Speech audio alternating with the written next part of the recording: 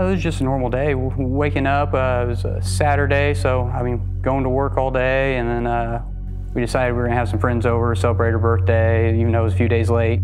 We all really didn't want to go out. You know, there's no point in going out. So Nick's like, hey, let's build a bonfire. A lot of our friends wanted to see the whole property, so I was giving tours one by one. It's kind of going inside, getting ready, you know, to call it a night, and I turn around to kind of watch Nick, you know, come back on the razor, and the lights were upside down. We kind of pulled out and was going around, and then that's when the front right tire blew, and it kind of stuck into the ground and then rolled the razor that I was in, and then it ejected me because I had no seatbelt on. My brother had called me and said, hey, you need to get down here right now. So I ran, like jumped a fence and got down there. Nick was probably a good 20, 30 feet from the vehicle. And Joe was actually still in the vehicle, kind of crawling out. 911 emergency.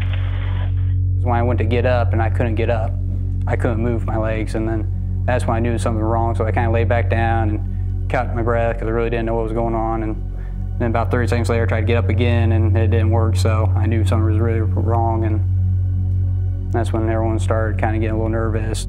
That's where it kind of gets fuzzy for me after that.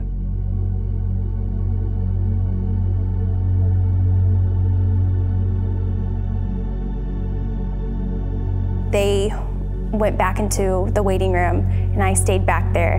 And then that's when the doctor came in and basically told me and him that he'd never walk again.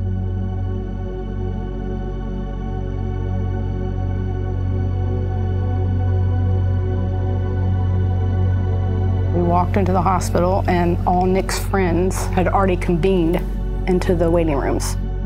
Then we get back into where Nick is, and the doctor's already standing there and has already told him that he's paralyzed for life. Valerie's there, she knows, she's crying. We're standing there starting to cry. They took him into surgery. 5 hours later, he comes out and goes, I will never say never again, it is not severed. So at that point, we all had hope again. Locally, there was nothing in Kansas City that was really suited for his particular injury. It's traumatic to leave everything. I mean, we're still trying to put our heads around, oh my God, could be for life.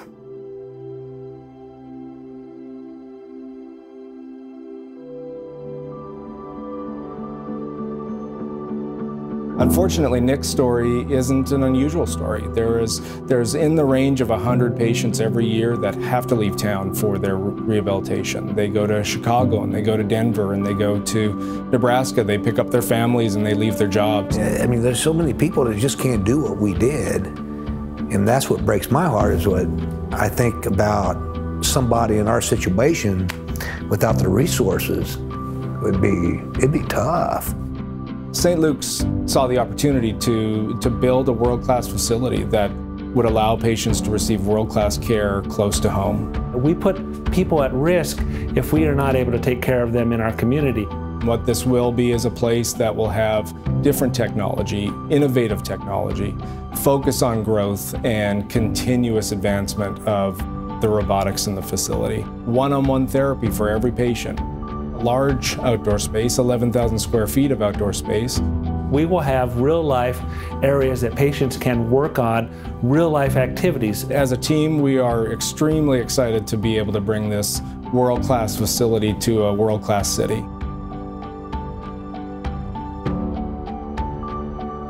We've really gotten back to normal where, I mean, being in a wheelchair is just part of life now, and I mean, we really got into a routine now that I think we're both happy, and we really live our lives normal, and so it's really not a big deal anymore. And it took a while to get to that point, but I think we're finally there. Seeing him go through the trials and tribulations that he has because of this injury, it's awe-inspiring. He's my inspiration. I get up every morning and I'm lucky to have him, and somebody so determined like him, and he's amazing. It's awesome that you're gonna that we got this hospital. It's going to be great. It's just so wonderful that they're going to do, you guys are going to do what you're going to do. And the need for it is just, I mean, I can't put it in words. Just as important as treating the patient, it is to treat the family. It's a whole family experience. This is a facility for families of Kansas City, for families that have this happen to them today and families that will have it happen to them in the future.